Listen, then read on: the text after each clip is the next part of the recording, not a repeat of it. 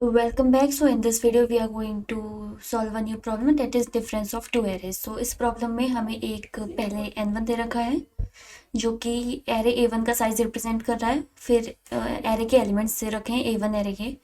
उसके बाद हमें एक n2 साइज दे रखा है जो कि है a2 एरे का। और फिर a2 means n2 number of elements they रखे हैं a2 एरे के। तो ये जो दो एरेज हैं बेसिकली नंबर्स रिप्रेजेंट कर रही हैं। तो A1 एरे एक नंबर मींस A1 एरे एक नंबर को रिप्रेजेंट कर रहा है और A2 एरे दूसरे नंबर को रिप्रेजेंट कर रही है।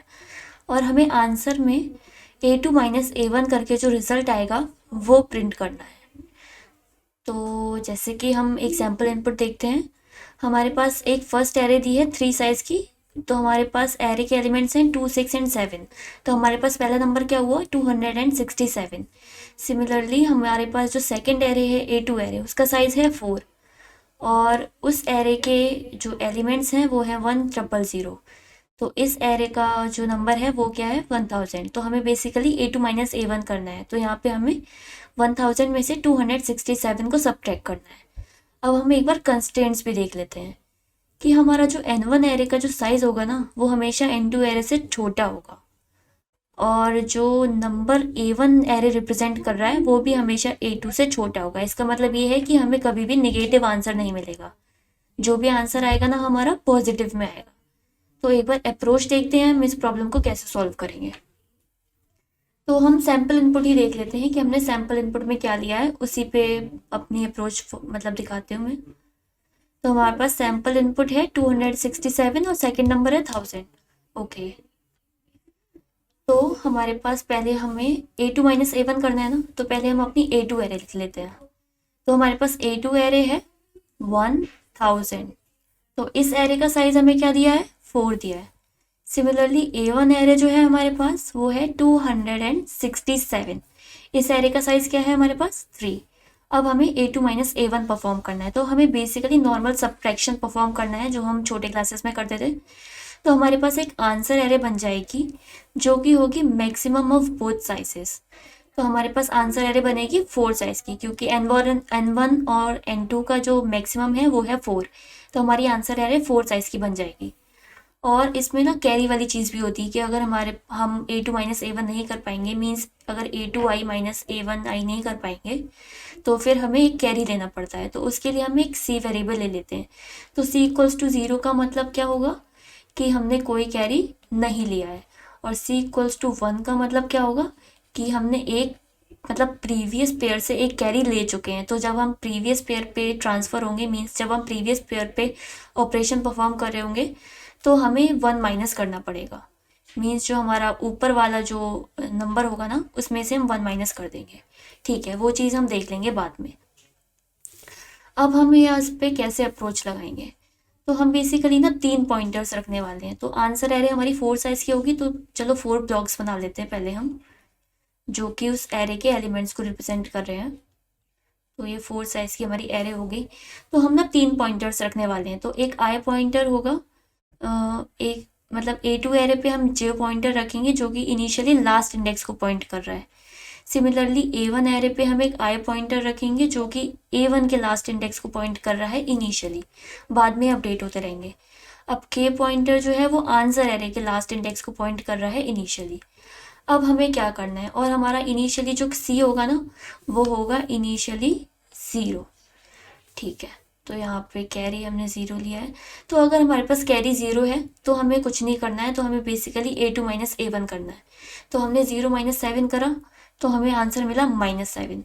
अब ये जो आंसर मिला है वो लेस देन 0 है, तो यहाँ पे -7 तो नहीं आएगा। तो जब हमें आंसर हमारा डिफरेंस लेस देन 0 आता है ना, तो हम क्या करते हैं, तो हम अपने प्रीवियस पेयर से एक कैरी ले लेते हैं। तो हम अगर हमें आंसर मिलता है डिफरेंस, चलो हम इसे डिफरेंस कह देते हैं। अगर हमें डिफरेंस लेस देन 0 मिल रहा है ना, तो हम C को 1 कर देंगे कि हमने प्रीवियस पेयर से एक कैरी ले लिया, और जो हमारा डिफरेंस है ना उसमें हम प्लस इक्वल्स टू 10 कर देंगे, क्योंकि हम डेसिमल नंबर सिस्टम पे ये ऑपरेशन परफॉर्म कर रहे हैं। तो जब हम एक कैरी लेते हैं तो हमें बेसिकली 10 मिलता है। तो अगर हम यहाँ पे कैरी लें तो हमें यहाँ पे हमारा जो 0 है वो 10 बन जाएगा, और अगर हम 10 माइनस 7 करें तो हमें 3 मिलेगा। सिमिलरली अगर हमें जो डिफरेंस मिला है वो हमें मिला है -7। तो अगर हम -7 में +10 करते भी हैं तो हमें आंसर मिलेगा 3, जो कि ये और ये बराबर है। तो फिर हमारा ये मीन्स हमें जो डिफरेंस निकाला है A2I और A1 सॉरी A2J और A1I का जो हमने डिफरेंस निकाला है ना, उसमें हमें बेसिकली सिर्फ 10 ऐड करना है, तो हमारा जो एक्चुअल आंसर है वो हमें मिल जाएगा। तो डिफरेंस में हमारा आंसर आ गया 3, उसे हम यहाँ पे स्टोर कर देंगे। और जब हम यहाँ पे जाएंगे ना तो C=1 वाला केस भी देखेंगे कि हमने एक कैरी यहाँ से ले लिया है।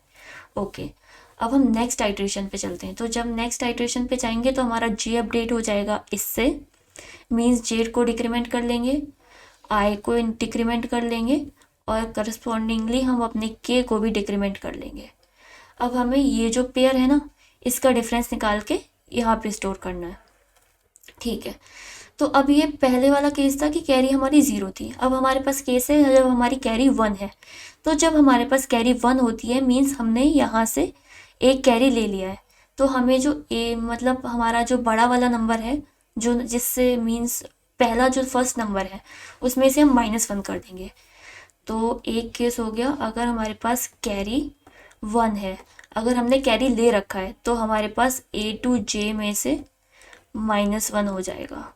तो हमारा जो पहला नंबर है वो क्या बन जाएगा, 0 - 1 = -1।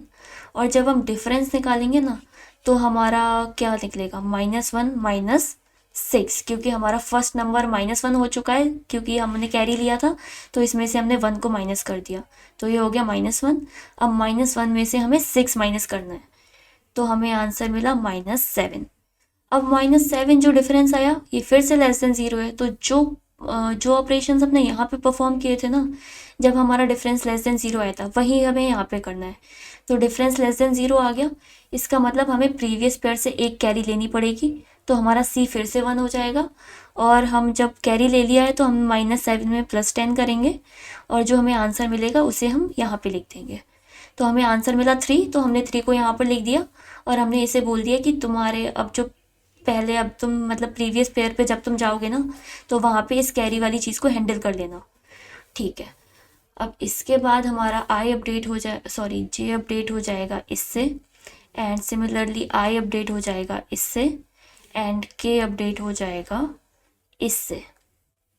ठीक है, अब यहाँ पे भी एक कैरी लिया था, तो जब एक कैरी लिया था तो पहले हमें A2 मीन्स इस नंबर में से 1 माइनस करना पड़ेगा, तो हमें यहाँ पे फिर से मिल गया -1। अब हमें डिफरेंस निकालने के लिए क्या करना है, -1 - 2, तो हमें डिफरेंस मिल गया -3। अब -3 फिर से <0 है, तो हमें यही ऑपरेशन परफॉर्म करने पड़ेंगे। इसका मतलब हमें कैरी 1 ले लिया हमने, यहाँ पे हम कैरी बता देते हैं कि हमने यहाँ से एक कैरी लिया है। ठीक है, और जो हमारा डिफरेंस आया है उसमें हम +10 कर देंगे, तो जब हम +10 करेंगे तो हमें मिलेगा 7, तो इस 7 को हम यहाँ पे स्टोर करने वाले हैं। ठीक है, इसके बाद हमारे I और J फिर से अपडेट हो जाएंगे, तो J अब पॉइंट करेगा इस 1 को और I पॉइंट करेगा इधर। तो अब देखो I जो है ना वो <0 हो चुका है, तो I <0 हो चुका है मीन्स इस A1 एरे के सारे एलिमेंट एक्सेस हो चुके हैं। अब कोई भी एलिमेंट ऐसा नहीं है जिसे हम एक्सेस कर पाए, मीन्स A1 एरे के सारे एलिमेंट ख़त्म हो चुके हैं। ठीक है, और यहाँ पे हमारा K भी अपडेट हो चुका होगा इससे। लेकिन हमारा जो ये आइट्रेशंस चलते हैं ना ये तब तक चलेंगे जब तक A2 में या कोई एलिमेंट हो या फिर A1 में कोई भी एलिमेंट हो। तो अभी A2 के सारे एलिमेंट ख़त्म नहीं हुए हैं, तो हमारी नेक्स्ट आइट्रेशन तो चलनी है। तो हम चेक कर लेंगे कि अगर I <0 जा रहा है तो फिर हम यहाँ पे कोई एलिमेंट एक्सेस नहीं करेंगे, क्योंकि अगर हमारा I <0 चला गया मीन्स A1 एरे के सारे एलिमेंट ख़त्म हो चुके हैं। तो हम एक कंडीशन लगा लेंगे कि अगर हमारा इफ़ I <0 जाता है तो हमें उसे एक्सेस नहीं करना है।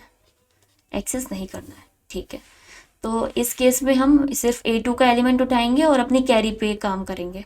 तो यहाँ पे कैरी = 1 है, मीन्स हमने यहाँ से कैरी ले चुके हैं, तो हमें इसमें से 1 माइनस करना होगा, तो हमें आंसर क्या मिलेगा 0। तो यहाँ पे A1 पे तो कोई एलिमेंट नहीं है, तो यहाँ पे जो आंसर आएगा ना तो वही यहाँ पे आंसर आ जाएगा। अब जब आपको आंसर प्रिंट करना होगा ना तो आप इस आंसर एरे के सारे एलिमेंट्स को प्रिंट कर दो, तो जब प्रिंट करोगे तो तुम्हारा आंसर आएगा 0733, बट हमारा एक्चुअल आंसर क्या आना चाहिए 733। तो हम जब आंसर प्रिंट करेंगे ना तो हमें इनिशियल जो ज़ीरोज़ होंगे उन्हें हमें डिस्कार्ड करना होगा। तो वो हम ना एक फ्लैग बना सकते हैं कि जब तक हमें इनिशियली ज़ीरोज़ मिल रहे हैं उन्हें हम प्रिंट नहीं करेंगे। जैसे ही हमें पहला नॉन ज़ीरो वैल्यू मिलेगी उसके बाद के सारे नंबर्स को हमें प्रिंट करना है। तो वो ना हम एक फ्लैग की हेल्प से कर लेंगे। तो वो जब हम कोड करेंगे तब आप देख लेना। तो अब एक बार इसे कोड करने का ट्राई करते हैं। तो ये हमें स्निपेट दे रखा है जिसमें हमने n1 और a1 एरे का इनपुट ले लिया, ऐसे ही n2 और a2 एरे का इनपुट ले लिया। अब हमें एक आंसर एरे बनानी है। तो पहले तो इस आंसर एरे का साइज निकालेंगे। तो उसके लिए हम एक मैक्स वेरिएबल निकाल लेते हैं। अगर हमारा n1 n2 से बड़ा है तो फिर हमारा आंसर एरे का साइज होगा n1, क्योंकि इन दोनों का जो मैक्सिमम होता है ना उतनी साइज की हमारी आंसर एरे बनती है। और अगर एल्स केस में हमारा मैक्स हो जाएगा n2 के बराबर। अब एक आंसर एरे बनेगी जिसे हम 0 से इनिशलाइज कर रहे हैं। तो आंसर एरे हमारी बन जाएगी मैक्स साइज की। अब हम 3 पॉइंटर्स बनाएंगे। तो आई पॉइंटर होगा initialise last index of a1 array, J होगा n2 minus one last index of a2 array, ऐसे ही k होगा max minus one last index of answer array.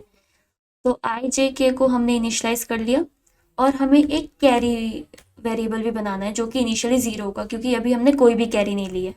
अब हम एक वाइल लूप चलाएंगे जब तक हमारा i is greater than equals to 0 है या फिर j is greater than equals to 0 है। मीन्स जब तक हमारे पास दोनों एरे में से किसी भी एरे में एलिमेंट है तब तक हम काम करते रहेंगे, मीन्स आइट्रेशंस को चलाते रहेंगे। ठीक है, तो हम एक डिफ वेरिएबल बनाते हैं। पहले तो हम डिफ वेरिएबल बना लिया जो कि हम 0 से इनिशियलाइज कर रहे हैं। अब हम कैरी का चीज़ देखते हैं। अगर हमारी कैरी 0 है तो फिर डिफ में हम डाल देंगे सीधे सीधे array 2 of J. Else case में क्या करेंगे, अगर हमारे पास कैरी 1 है मीन्स हमने इस पेयर से कैरी ले रखी है, तो फिर हमें क्या डालना होगा, एरे 2 ऑफ जे माइनस 1। ठीक है, अब इसके बाद जब हमारा कैरी का काम हो चुका है हम कैरी को 0 से इनिशियलाइज कर लेंगे, क्योंकि अगर हम बाद में देखेंगे मतलब हम जो डिफरेंस निकालेंगे ना उसके बेसिस पे हमारा कैरी अपडेट होगा। तो अभी हम कैरी को 0 कर देते हैं फिर से। अब हमें क्या करना है, अगर हम अपने a1 एरे के एलिमेंट को एक्सेस कर पाते हैं तो हम उससे डिफरेंस में से माइनस कर देंगे। तो अगर i is greater than equals to 0 है तो फिर हम डिफरेंस में से माइनस कर देंगे एरे 1 का एलिमेंट। तो हमारा एक्चुअल डिफरेंस आ गया। अब हमें इस डिफरेंस को चेक करना है। अगर ये डिफरेंस हमारा लेस देन 0 जा रहा है तो फिर हमें कैरी को 1 से अपडेट कर देना है, मीन्स हम प्रीवियस पेयर से कैरी उठा रहे हैं और अपने डिफरेंस में हम 10 ऐड कर देंगे जिससे कि हमारा एक्चुअल डिफरेंस आ जाएगा। अब इस आंसर एरे में kth इंडेक्स पे हम अपना डिफरेंस डाल देंगे और अपने पॉइंटर्स को अपडेट कर देंगे। i माइनस इक्वल्स टू 1 हो जाएगा, j माइनस इक्वल्स टू 1 हो जाएगा, ऐसे ही k माइनस इक्वल्स टू 1 हो जाएगा। अब इसके बाद हमारा ये तो लूप चल गया, ये सारे मतलब डिफरेंस इससे स्टोर हो जाएंगे आंसर एरे में। अब हमें इस आंसर एरे को प्रिंट करना है। तो पहले तो हमें इनिशियली ज़ीरोज़ जो होंगे ना उन्हें डिस्कार्ड करना है। तो उसके लिए हम एक फ्लैग बना रहे हैं, start 0 equals to false, start 0 equals to true. Means अभी हमारे पास स्टार्टिंग के 0 हैं, हम मान के चलते हैं। अब हम एक लूप चलाएंगे for I in range till max, क्योंकि हमें आंसर एरे को प्रिंट करना है तो आंसर एरे का साइज हमारा मैक्स में स्टोर है, तो हम मैक्स तक अपना लूप चलाएंगे। अब हम चेक करेंगे कि अगर हमारी जो वैल्यू आती है if answer I is not equals to 0, means अगर हमें पहली नॉन ज़ीरो वैल्यू मिलती है तो हम अपने इस फ्लैग को ट्रू कर देंगे, सॉरी फॉल्स कर देंगे। मीन्स अब हमारे स्टार्ट के 0 ख़त्म हो चुके हैं। इसके बाद हम चेक करेंगे कि अगर हमारा ये फ्लैग फॉल्स हो चुका है, अगर हमारा ये फ्लैग फॉल्स हो चुका है तो फिर हमें अपने इस आंसर एरे के एलिमेंट को प्रिंट करना है।